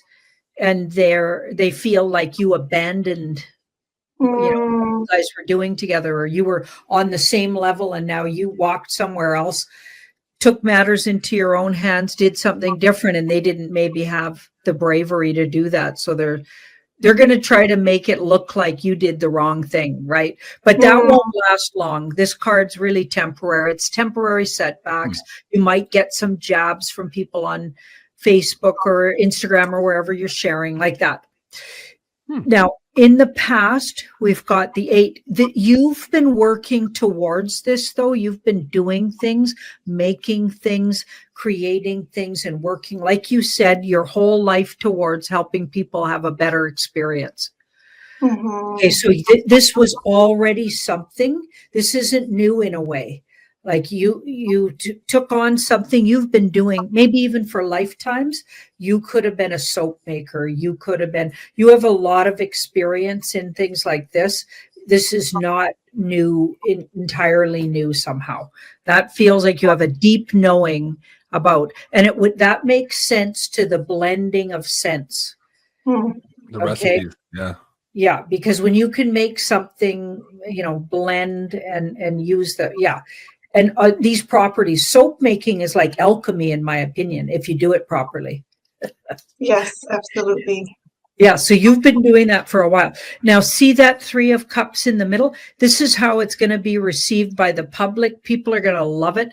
It'll especially appeal to the senses, okay? And also of a sense of, like, a lot of people, like, this is there could be sensual pleasures here. There could be, like, for me, anything dealing with bath time.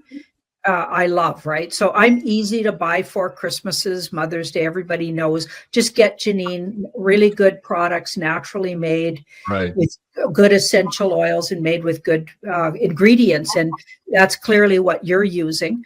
And this card here says you're going to make a lot of people happy and really appeal to their senses. So it's a little step away from maybe directly healing their nervous Traumas. system, etc. I don't know, though. I don't know. In a way, this joy and the joy someone might receive from just smelling something beautiful or having something soft on their bodies like that, to me, that can be really healing too. Yeah. Mhm. Absolutely. Yeah. So it's a different way to approach what you do Right. too. It's like Well, coming from another angle. well, essential oils supports emotional well-being, I Ah, would say. On top Yeah. of it. uplifting and joy. And this is also about celebration. Wow. Mm.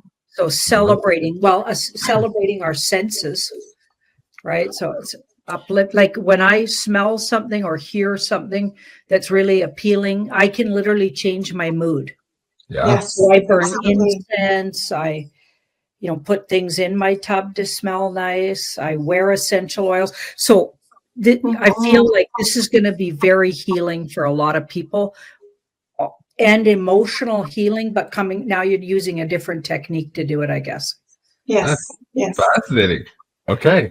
But I love weird, we got 2 5s. Wow. So what you need to be careful that you don't get taken down by other people. It's almost like the jealousy could get a little bigger before it goes away.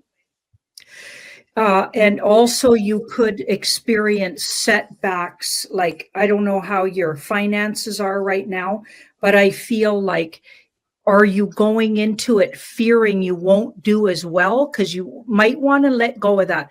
Within 4 months, I feel like any fears and setbacks financially, you've healed them by doing what you love to do. So if you are worrying about it, because this card says there's some worry about, when we go into, now we've got our own product, we need to sell it online. There's the ups and downs. Some days are really good sales days, other days are not. We can get worried about that, because there's not the kind of payment system that if you're working for somebody else, even when you're working with clients, you're getting this particular income because you work with so many clients. This is a little more tricky, right? But let go of that, okay? Because that's where there's insecurity here. And I get, if you really just fully embrace this, what you're doing, within 4 months, none of that's a problem anymore. You're on your way. Okay, right? The World card. Yeah, you'll actually be doing better by this time next year than all the other things you were doing. Wow. I love it. Thank you. Yes. I think Aline needed to hear that. Nathalie Lavoie says, I love your courage, Aline. Yes, and that's part of why I'm also in awe and in full respect of Aline.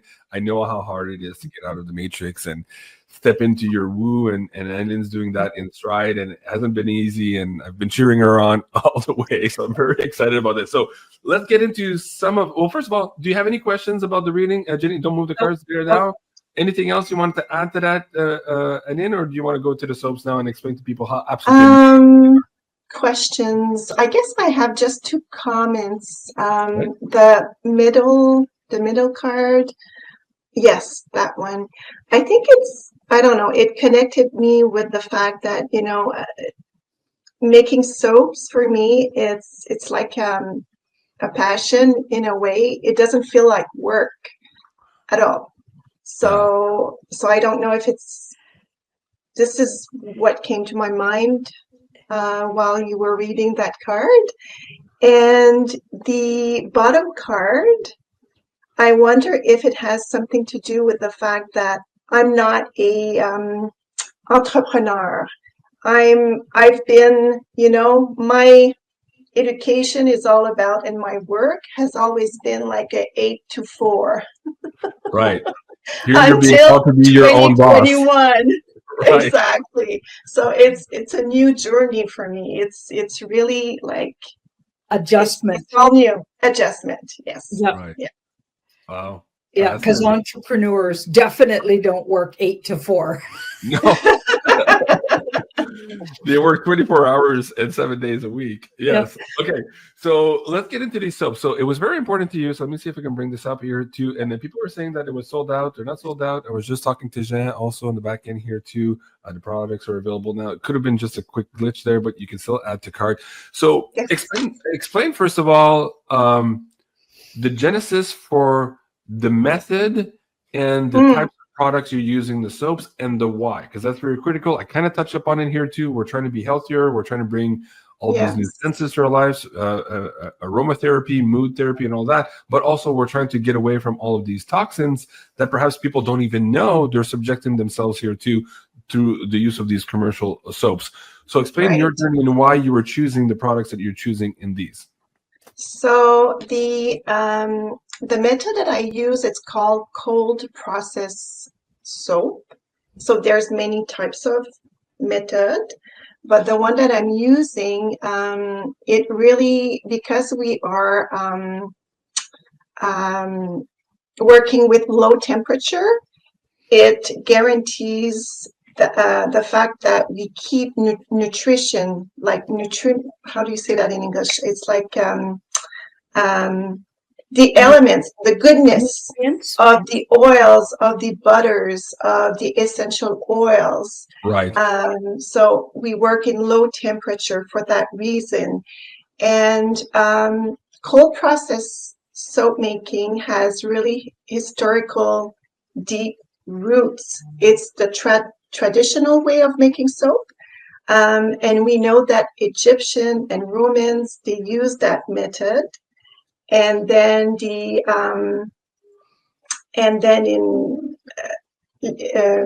sorry, I'm playing ping pong between French and English right now. That's okay. European, they made it more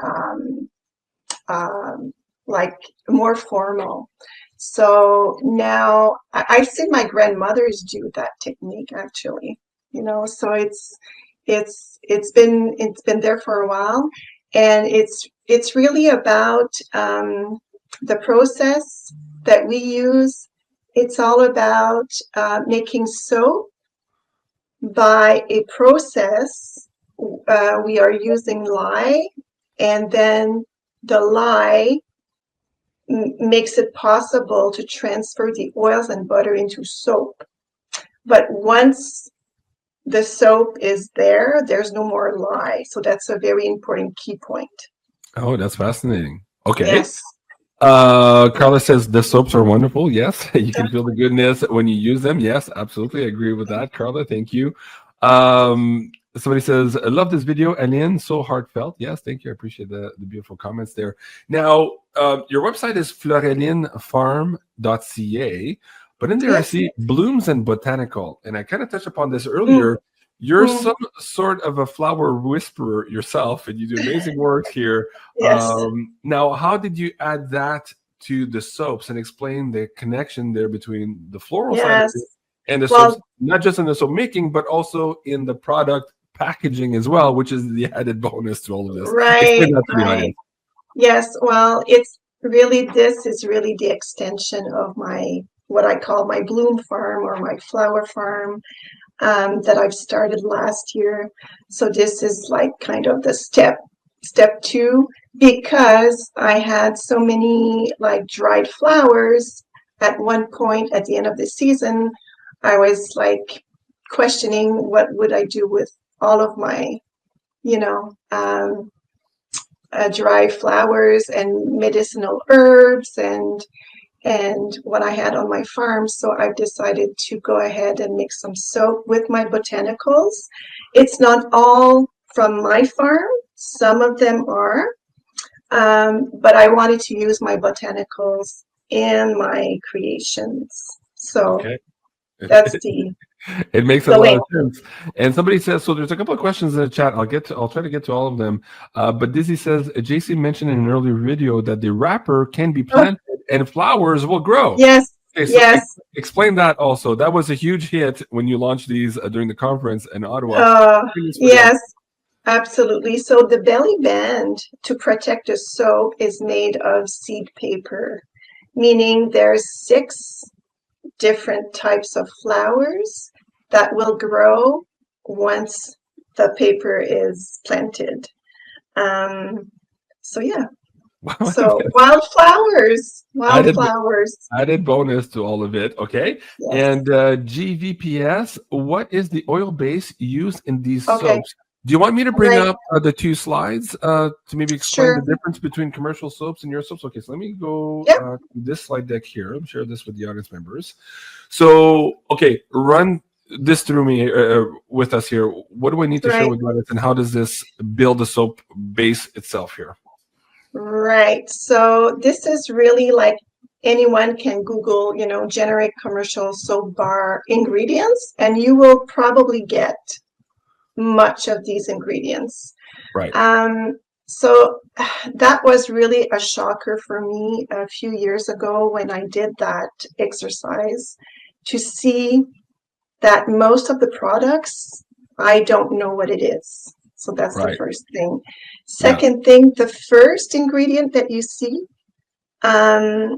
this ingredient is a detergent that we use to make the lather feel good. So this is what we are lathering with. And it's quite interesting because I've been lathering with chemicals for almost 5 decades now. So this was like the turning point for me. When I saw this, I was shocked, and it's a little bit upsetting, but at the same time, you know, knowledge is power, so it gives options. Right. So cold processed soap is a gentle, nourishing, safe alternative to commercial soap.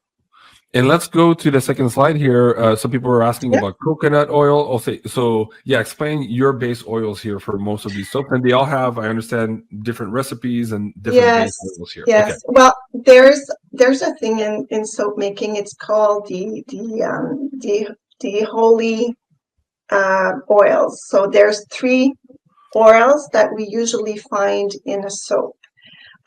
It's virgin olive oil, coconut oil, and palm oil. Now, for I took the decision not to put any palm oil, but I'm using instead, let me see, shea butter and cocoa butter to make the lather creamy, silky. So it does pretty much the same thing. So that's pretty much the base. So olive oil, coconut oil, shea butter in all of my soaps. Cocoa butter, it really gives that hardness to the soap, so the soap lasts longer. And castor oil is also in all of my soap. Depending on what I want, I do have a soap that is a shampoo bar, so I have a bigger proportion of castor oil for that soap. Yeah. So fabulous natural products here, no chemicals. That's a big part of it. Added bonus of being able to plant flowers out of it too. I love that. You talked about the duration of the soap as well. We see oftentimes some of these handcrafted soaps. They're really nice. They smell good. They don't have the chemicals. But people often complain that, oh, like I just bought this and the soap is already gone a week later into it. Yes. What's the shelf life of these soaps, and why are they lasting longer than perhaps some of those other artisan soaps that we can see on the market? Right. So the curing time is very, very important. So we do need to cure our soap a minimum of 4 weeks. So during this time, what happens, the water will evaporate, so it makes the bar harder, and so it prolongs the life of the soap. And the shelf life for a good cured soap is 2 years. That's 2 years. Wow, that's really so cool. It's like I compare like the curing time with, you know, aging wine, because one gets better as time goes by. It's the same thing with cold processed soap. The more it cures, the more its quality, the more it will last. Okay, yeah. Very good. So there's a lot of people in the chat asking about these. So are those available now on the website or no? It's on the website, not on the main website, but once you get into the what's the name of it? It's the let me see. Our story shop. No, on the checkout, it will appear. On the checkout page. Okay, yes, it will appear. Okay. Yeah. So explain the different products here. So there's different soaps. You have 10 different, is that correct? 10 different recipes. And so right now you've packaged them into groups of 5s or groups of 3s, I guess. 3, yes. Okay, exactly. Very good. And so let's say I did add that to my cart here. Let me see if I can go to add to cart. Yes. Where do I see the other ones? Let's see. Yeah, the cart. Well, Can you? let me see. Oh, that's. I love the exfoliant. I'm soap bag. surprised right now because Okay. it should pop up. Should pop up. Okay. Yes. It's at the bottom. And I've been receiving orders. Thank you very much. If you're listening, I'm very happy and grateful that you trust my work. And a lot of my orders ordered the 2 little soaps here, so okay. it's available. So it's working there. Okay. Yeah, yes, it's working. If for some reason, guys, you've already ordered and you didn't get those Sending Raven soaps, just send Lynn an email, and guys can always fix the order, and she'll add them for you as well. Now, speak about delivery time. We have Mother's Day coming up in May. You already started selling quite a bit last night when we introduced this on the Beyond the News show for the IAP members. They always get the first access to our new products. Of course, right now we're seeing the big orders coming in for this evening.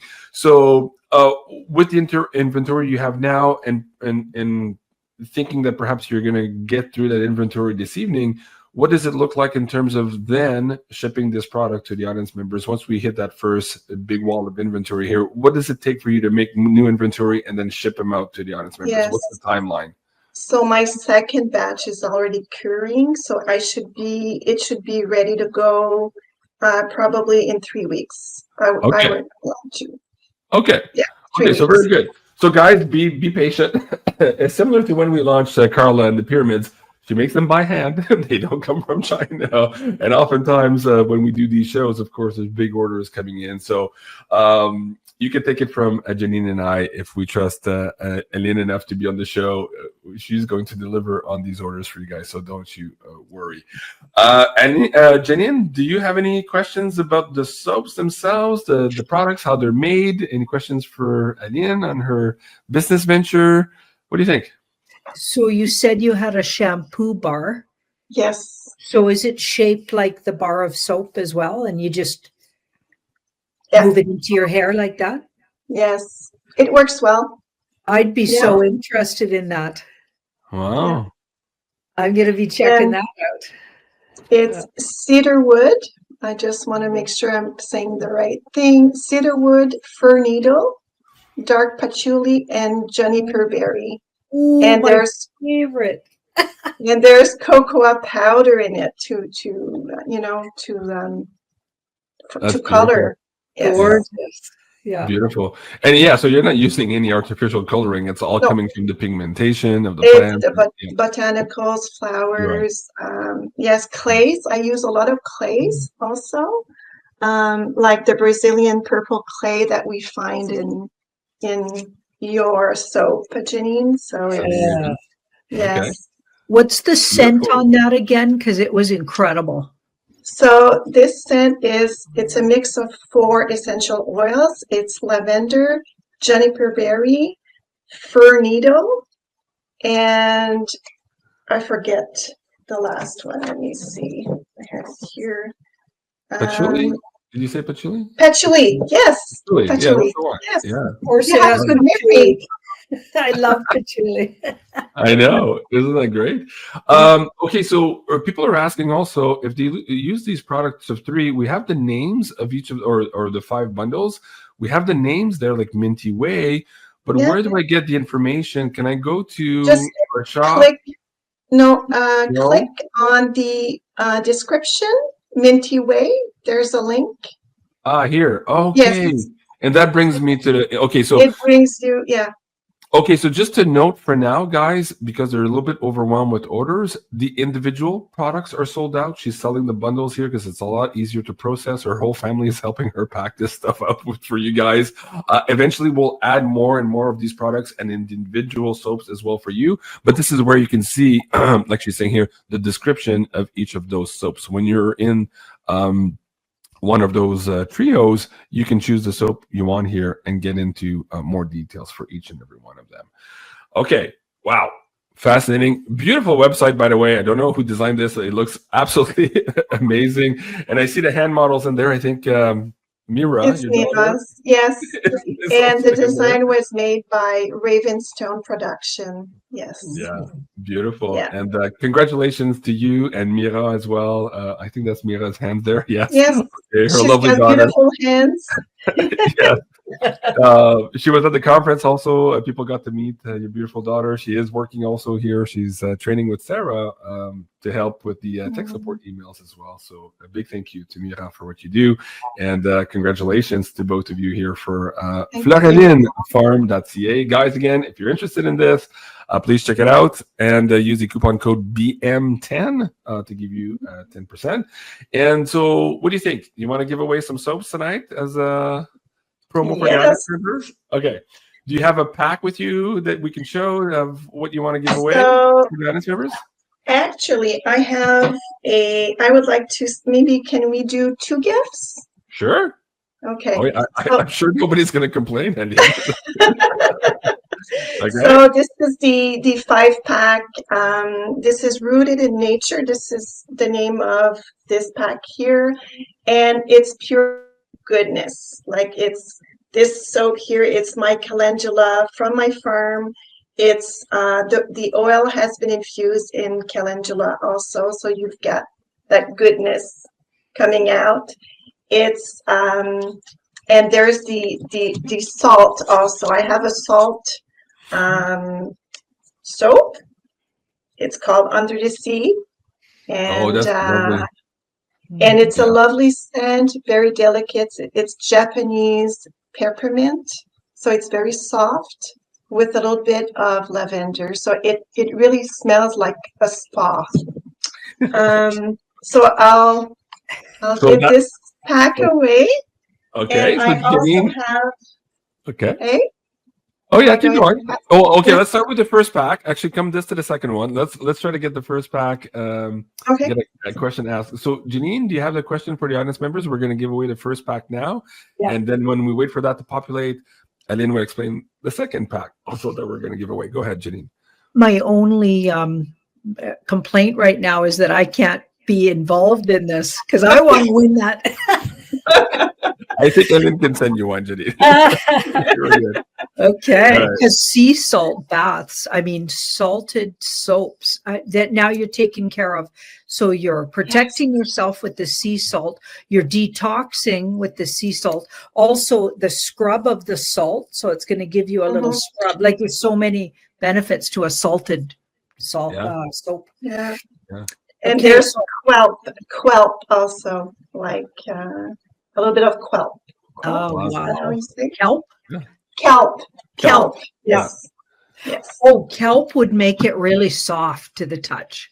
Yes. Yeah. As soon as you put the kelp gets wet again, it's really soft. Yeah. Okay. So what kind of timing is in effect when this card comes up? I always say it. There's a word I say, and then I say timing is in effect when this card. Let me. With the temperance card. Hold it. Whoops, there. There you go.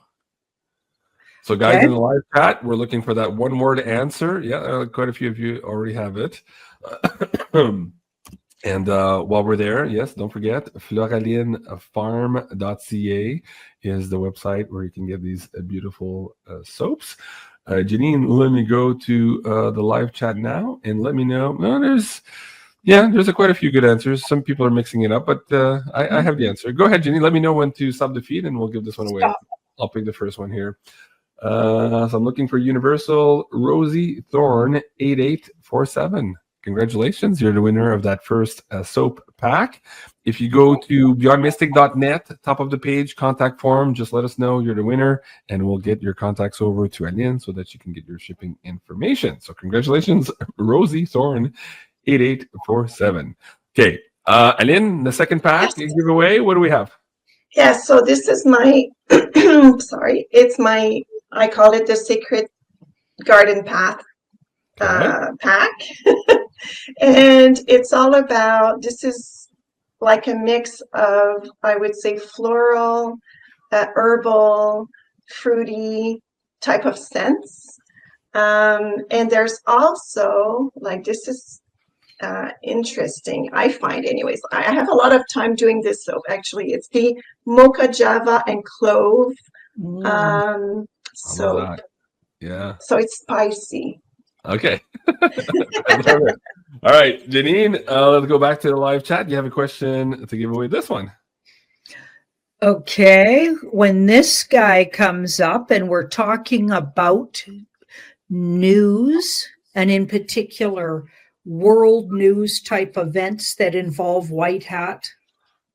Okay, so what kind of military is this? There's a word I say before I say military. Okay. Something military. What kind of military? Okay. Guys in the live chat, you know what to do. While I wait for that to populate, also, just a quick note also, for the opening up the Psychic Senses workshop. If you're just joining us now, yes, the coupon code is available, OPEN10. We'll give you 10% off here. And you have about 2 weeks. I believe the first live is coming up on May 4th. Was that correct, Janine? For people who are taking the workshop, May 4th. So opening up Psychic Senses available there. And of course, the coffee chats also available on the Academy and BeyondMystic.Academy, where once a week you get to spend 30 minutes with one of our revolving staff here on a weekly basis here to strengthen the community, to answer your questions, to talk about where we're going next. Really like a coffee side chat, similar to what Janine and I were having during the conference. And people were saying, hey guys, you need to do more of that. So if you're interested in that, please go check it out there, the coffee and chats. And of course, if you have your Sending Raven mug and a coffee, that's even better there. So we'll see you there every week for half an hour. All right. So Janine, let me go back to the live chat. Let me know when to stop the feed. Stop. Okay, and I have good military. My cursor is on Earthy Mama 555. Earthy Mama 555. Congratulations. Again, if you go to beyondmystic.net, top of the page, fill out the tech support form here. Yeah, and let us know, and we'll get that sent over to Aline. Aline, congratulations. I'm so happy for you. I know you've been working hard at getting all of this together. It's been one hell of a trial and tribulation road from your old career, exiting the matrix and getting into the woo. And again, I'm in awe of your transformation, and I'm so happy for you and so proud for you. And I know the audience members just reading the chat here too are just full of love for you tonight. Is there anything you would like to share with the audience members who might be on a similar path right now, having to take big changes, whether because of COVID or world politics or war, to where they have to step into their own woo-ness or get out of the matrix here and become in alignment? What would you share with them in terms of advice on how to do that and how to deal perhaps with, as Janine was saying, some of the detractors and perhaps some of those internal fears that they might have? What would you say to them? Well, a few things come to my mind. The first thing is do whatever you need to do to find stillness, because when we are still, we can hear what's going on inside. So break the noise. Make sure that you have the place where you can create your internal environment so you can have access to your intuition and also your voice, because your voice is never wrong. In a sense, it's you. It's connected to your values. It's connected to you because you're unique. So that's the first thing. And the second thing, I would say small steps. Small steps. We often don't put enough, how can I say this, credit to the first step. But the first step always brings a second step. So small steps. Small steps. I love it. Small steps. Thank you, Aline. I'm sure a lot of people were struck profoundly by that. I think it makes a lot of sense. And coming from you and seeing you go through the journey brings a lot of credence to your voice here tonight. And you do indeed have one hell of a voice. So thank you, Aline, for all of your time. Janine, do you have any maybe last words of wisdom for Aline, for the shop? Just general advice maybe for the audience moving into this crazy Easter weekend. People are expecting a lot of weird things. We do have somewhat of a blackout happening right now in the Caribbean. We did kind of pull on this the other day that we might have to be dealing with some of those blackouts this weekend. Any last words of advice here before we go on any topic? What do you think, Janine?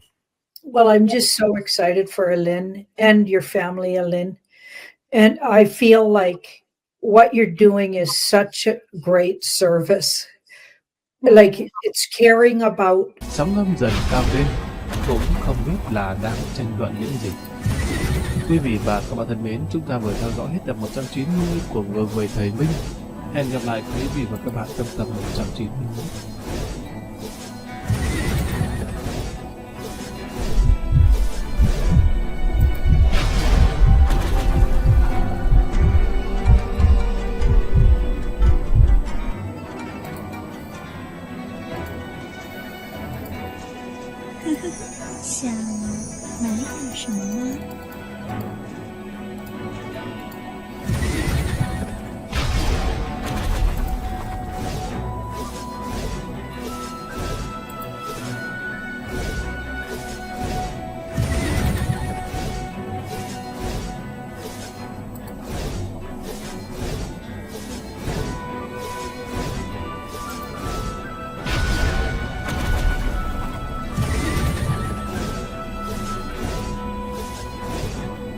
Chào mừng quý vị và các bạn đã quay trở lại với Kiếm Hiệp Hệ Thống. Chúng ta tiếp tục cùng Đình Duy theo dõi tập 191 của truyện xuyên không Ngược về Thầy Minh. Hoàng đế chính thức ngồi nghiêm trang, vẻ mặt từ bi bác ái, từ bi một lúc lâu. Chư vị Phật gia ở phía dưới còn chưa thương lượng xong từ ngọ dần mão. Chính thức lên thở dài một tiếng, thù kết, bất động căn bản ấn, tiến nhập vào trạng thái minh tưởng, động mà không động. Cũng không biết trải qua bao lâu, tiếng nghị luận trong đại sảnh dần dần lắng xuống. Xem ra đám Phật sống này đã lập thành hiệp nghị rồi. Hoàng đế chính đức vẫn đang ngồi đả tọa, đám Phật sống cũng không dám quấy rầy y. Cũng may ngồi thiền đối với những người này thật sự không thành vấn đề, thế nên mọi người đều kết thủ ấn, dứt khoát cùng Hoàng thượng tu hành. Hoàng đế chính đức cuối cùng cũng thu công, đám Phật sống cùng y tỉnh tu, nhưng thực tế trong lòng lo lắng vạn phần kia lập tức cũng đều tỉnh lại. Một vài vị Phật sống ngồi ở hàng đầu, địa vị tôn quý thì thầm vài câu. Phật sống ôn già cũng cung kính thì lễ nói: Đại Hoàng đế bệ hạ, chúng ta đều nhất trí cho rằng lão sư viễn trình chín hỏa liên miên đối với chúng sinh mà nói không phải là chuyện may mắn. Chúng tôi khẩn cầu xin được lập tức trở lại Đóa Cam, tận một phần tâm sức, dùng lực lượng của Phật môn chúng tôi để trục xuất Bá Nhan Mãnh Khả khỏi Hồ Thanh Hải. Xin Đại Hoàng đế bệ hạ hãy tạm hoãn việc phạt binh, nếu như chúng tôi thất bại, lúc đó mới xuất binh cũng chưa muộn. Hoàng đế chính đức xúc động nói: Binh đạo vốn vô tình, chấm hết lòng tin theo ngã Phật, sao lại muốn sát sinh chứ? Nhưng Bá Nhan Bảo Thanh hậu hạn vô cùng, chấm cũng bởi bất đắc dĩ mà thôi. Chứ bị Phật sống tình nguyện đi làm việc thiện có ý nghĩa như vậy, chấm sao có thể không đồng ý đây? Như vậy đi, chấm lập tức phái người hộ tống các vị Phật sống trở lại Thanh Hải, nếu như có thể biến căn qua thành Bạch Ngọc, đó là tốt nhất. Còn nếu không thể, các vị Phật sống cũng đã tận tâm tận lực, chuyện còn lại cứ để cho chấm gánh vác đi. Chúng Phật sống nghe xong lộ ra vẻ mừng rỡ, làm gì còn tâm tư mà lưu lại, lập tức người người đáp ứng cáo từ rời đi. Lập tức chuẩn bị thu thập hành trang để trở về Thanh Hải. Gian phòng rộng lớn như vậy, trong thoáng chốc đã trống trơn. Hoàng đế chính đức giữ cổ ra, nhìn trái nhìn phải, nhịn không nổi phì cười. Y vội nghiêm mặt lại, một tay lật hướng lên trời, một tay hướng xuống đất.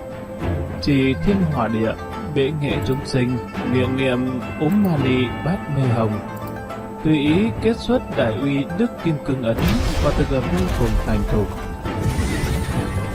Cửa bên chợt mở, hai bóng người nhanh như tiền điện lướt vào bên trong. Người đi đầu nhìn thấy bộ dạng của chính đức cười khanh khách nói: Con ngài kìa, diễn cũng giống thật. Ngồi tê cả chân rồi, phải không? Mau đứng dậy đi. Đừng hết tin vừa cười vừa đá trước bộ đoàn nơi chính đức đang ngồi gắt giọng nói: Làm cái gì thế? Mau đứng dậy đi. Chính Đức mặt mày nhăn nhó nói: Ê, đừng đụng vào, cái bàn này mà để lâu cũng chịu không nổi nữa là. Chân của ta tê dần rồi, ai da, nàng đừng cứ động vào ta. Y nhăn nhó đặt chân xuống phản, cẩn thận duỗi ra. Vương ngồi yên chờ cho huyết mạch đi thông, vừa cười nói: thế nào, diễn kịch cũng có nghề đấy chứ. Dương Lăng tiến đến gần điện thì lễ: Thần tham kiến hoàng thượng vạn tuế vạn. Ta nói rồi, vạn niên huynh. Ta nói ở chỗ này không cần câu thúc nghi lễ quân thần, ta sắp thành hôn rồi. Sau này đây chính là nhà của ta và Nhất Tiên. Ở nơi này ta sẽ sống một cách bình dị dân dã. Ái chà, huynh đừng giận ta không đồng đậy được, đúng là không thể so được với người cả đời ngồi đả tọa. Ai, đề quá, huynh tự tìm chỗ ngồi đi. Đường Nhất Tiên cười hì hì đem một cái ghế đến. Dương Lăng thấy hoàng thượng ngồi trên bồ đoàn, bản thân mình ngồi ghế sẽ cao hơn y, liền cầm lấy một cái bồ đoàn ngồi đối diện với Chính Đức. Đường Nhất Tiên thấy vậy tự mình cũng cầm cái bồ đoàn đến, lại lấy thêm một đĩa nho từ trên tư án của vua đặt ở giữa ba người. Chính Đức vỗ nhẹ lên đùi nói: Và nhà dân cứu của Thanh Hải, cứu thế ở sân Đông, dân di cư khai hoang ở Liêu Đông. Tên niên họ Triệu ở sân Tây treo binh đại mã tại Trung Tiểu Sơn, lại còn bạch ý quân ở Giang Nam. Có sống có chết có hy vọng, và cả thất vọng. Ai, chậm cũng vừa buồn lại vừa vui. Dương Lăng thản nhiên cười nói: Chính là muốn bọn chúng hạ tiến, miền Bắc cưỡi ngựa, miền Nam đi thuyền. Một khi đến Giang Nam, bọn chúng sẽ phát hiện nơi ấy đích thực là giàu có vô cùng. Nhưng ưu thế trên ngựa của bọn chúng cũng không còn nữa.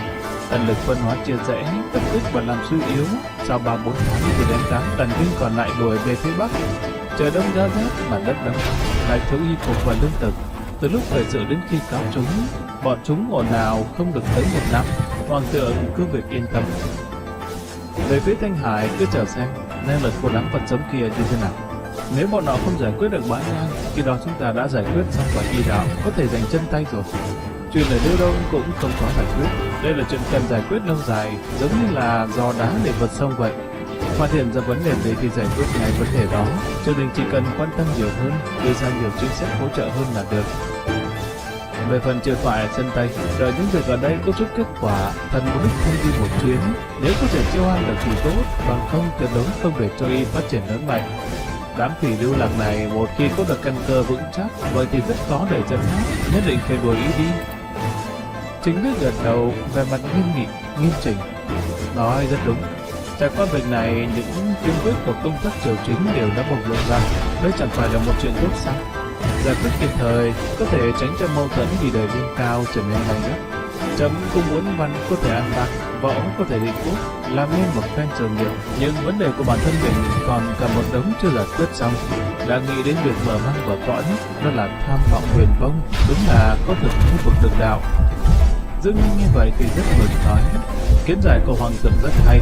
Thần và mấy vị đại nhân nội các lục bộ thương nghị một phen, đem 12 điều trong sách được cải cách tinh giản xuống còn 10 điều. Cảm thấy đã vô cùng ổn thỏa rồi. Chuẩn bị trong 2 ngày tới, trước hết cử người dẫn đấu trường lên. Trước tiên lộ ra một chút tin tức để cho mọi người trong lòng có sự chuẩn bị. Sau đó sẽ chính thức do nội các tấu lên hoàng thượng xin được thực thi. Thần xin nói trước một cách vắn tắt cho hoàng thượng nghe kết quả thương nghị của chúng thần để ngài có sự cân nhắc. Dương Lăng nhặt ra những điểm quan trọng nhất và giải một lượt về phương diện cải cách chế độ thuế khóa. Chúng quan viên sau khi trải qua thực hiện thí điểm các chính sách thuế mới của địa phương như là Lý Giáp Ngân, Quân Bình Ngân, Cương Ngân, Tập đoàn Nấm, cuối cùng chọn ra chính sách có tính ưu việt nhất là nhất điều tiên pháp. Chính Đức nghe đến đó thì vội phun ra một nhúm vỏ nho, liên tục gật đầu nói: được. Những chính sách lạc hậu với tiến hóa của Đại Minh cũng nên sửa đổi rồi. Nhất điều tiên pháp rất phù hợp. Giang Sơn Đại Minh to lớn như vậy, chậm muốn dùng binh mà không có nguyên lượng, chậm muốn cứu tế mà không có nguyên lượng, đến quốc phố cũng vứt sạch sành xanh, đáng thương đến mức độ như vậy. Bách tính nghèo khổ vẫn còn nói bị thuế má đè tới nỗi không thở nổi. Chẳng lẽ Đại Minh thực sự nghèo đến vậy ư? Chỉ là vì đánh thuế không đúng đối tượng thôi. Người giàu thì bỏ ra không tới một sợi lông bò, nhưng mà dân nghèo thì là phải nộp thuế tương đương nửa năm thu nhập. Kết quả là nuôi một số người não toàn những mỡ, đánh rắm cũng có thể chảy ra dầu. Ta nghe nói rằng Nam có phú thương muốn ăn cháo rưỡi vẹt liền giết hơn 100 con vẹt. Loại vật cảnh này thực sự ăn rất ngon sao? Sĩ diện thôi, muốn ăn dâu cá liền mua về trăm con cá chép chỉ kẹp lấy dâu để dùng. Xa xỉ như vậy, trẫm còn chưa được hưởng nha. Dương Lăng có chút kinh ngạc. Phần kiến giải này điểm đúng chỗ mấu chốt, chỉ là không hiểu sao Hoàng thượng hiện tại lại nói nhiều từ thô tục như vậy. Hơn nữa đối với chuyện trong nhân gian lại biết cũng không ít. Nếu nói là do dùng vậy báo cáo cho y biết thì cũng không thể dùng những từ thô tục như vậy để nói cho Hoàng thượng đại bất kính nha. Hắn nương mắt nhìn Đường Nhất Thiên, trong lòng có chút hiểu ra. 89/10 là do cái miệng to hoác của tiểu nhi tử này nói rằng lên vậy với Hoàng thượng rồi. Hoàng thượng cũng tình nguyện để cho nàng ta làm như vậy, thích được người ta đối đãi với mình như đối với người thường. Hai người đó, một tình nguyện đánh, một tình nguyện bị đánh, bản thân mình cũng không phải là thầy dạy giáo dục công dân.